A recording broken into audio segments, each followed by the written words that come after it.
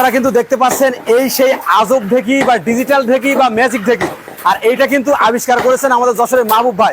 এই যে ঢেকিটা দেখতে পাচ্ছি মানুষ বাদেই চলছে, হ্যাঁ, আপনার মাথায় আসলো কিভাবে যে মানুষ বাদে ঢেকি চলবে? এটা কিভাবে আসলো? দেখেন ভাই, রাইস মিলের দাপটে, অটো মিলের দাপটে এর বিলুপ্তি হয়ে গেছে, পাওয়া যায় না। রাইট।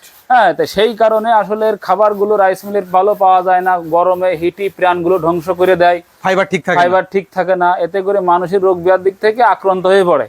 এই কারণে আমি এটা মাথায় নিলাম যে আসলে এটা কোনোভাবে যান্ত্রিক রূপে করা যায় কিনা। খুব কষ্ট আছে না ভাবি? না, কোনো কষ্ট নেই। শুনলাম এই যে ডিজিটাল যে ঢেকিটা, এটা শুনলাম যে ভাই শুধুমাত্র আপনার সুবিধার্থে বানাইছে।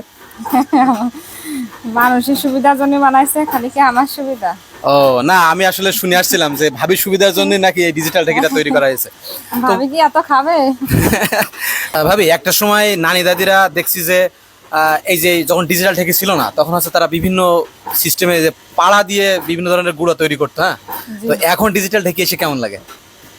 এখন মনে করেন আপনার সময়ও কম লাগে, আবার অল্প সময়ের ভিতরে মেলা চাল কুটা যায়, সেই কষ্টটা নেই, পাড়ানো লাগতেছে না, বেশি লোক লাগে না, লোক খুঁজে বেড়াতে হয়, তাও মনে করেন কুটা হয় না সময় মতন।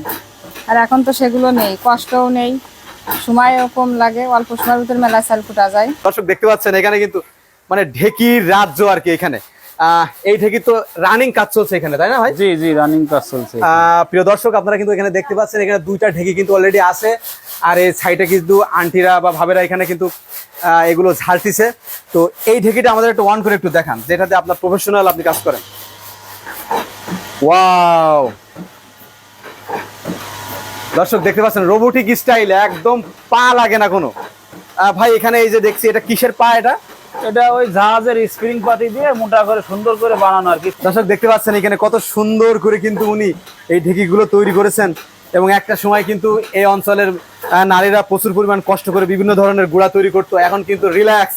এখানে দেখতে পাচ্ছেন শুধু তারা শুধুমাত্র একটু টুকা দিলেই হয়ে যাচ্ছে, তাদের পা দিয়ে পাড়া দেওয়া লাগছে না। প্রতিদিন কতটুকু আপনারা এখানে ধান এই ভানান? এখানে 5-6 মণ হয়ে যায় ভাঙানো। 5-6 মণ? জি। আর হচ্ছে এখানে কি কি জিনিসের গুঁড়া তৈরি করেন?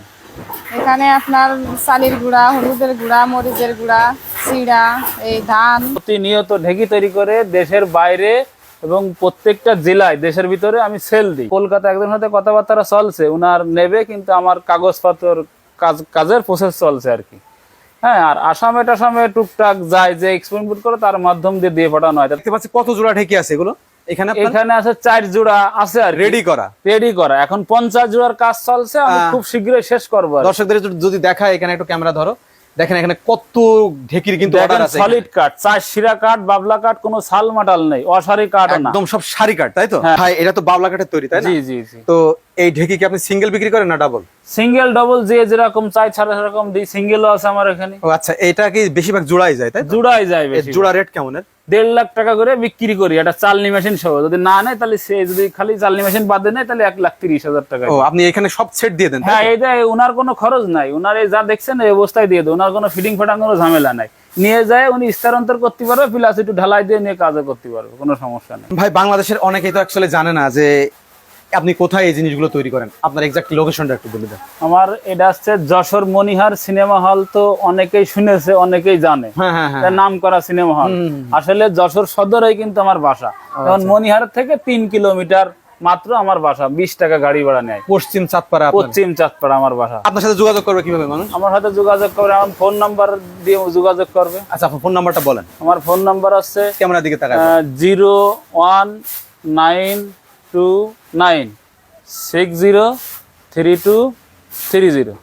প্রিয় দর্শক, আপনারা কিন্তু জানতে পারলেন তার নাম্বারটাই হোয়াটসঅ্যাপ, ইমো সবকিছু আছে।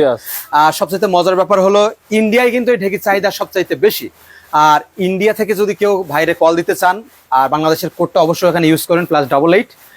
এটা কিন্তু বাংলাদেশের কোড, এটা দিয়ে মোটামুটি আপনি ডাইরেক্ট সরাসরি কল দিতে পারবেন, এবং হোয়াটসঅ্যাপ ইমো এমন যখন তখন শো করবে। প্রিয় দর্শক, এত সময় কিন্তু আপনাদের সাথে কথা বলে জানাতে পারলাম যে ডিজিটাল ঢেকির আসলে কারিশমা কি। প্রচুর পরিমাণ গুঁড়া কিন্তু এটা তৈরি করে। তো আমরা আপনাদেরকে এখন সরাসরি দেখাবো।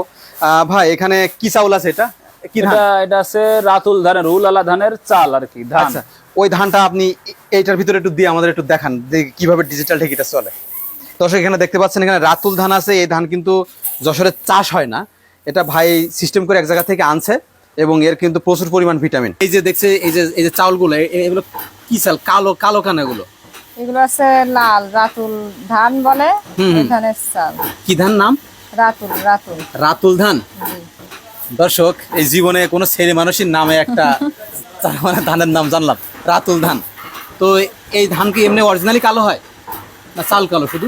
না, এমনি ধান আছে পরিষ্কার, আর চাল আছে ভিতরে লাল, কালো না তো লাল। ও আচ্ছা আচ্ছা, এগুলো কেজি কত করে বিক্রি করেন এগুলো? এগুলো 100 টাকা কেজি। 100 টাকা কেজি? ও আচ্ছা আচ্ছা, এগুলো শুধুমাত্র বড় লোকের বউরা খায় মনে হয় না? বড় লোকের বউ আছে, গরিবরাও খায়।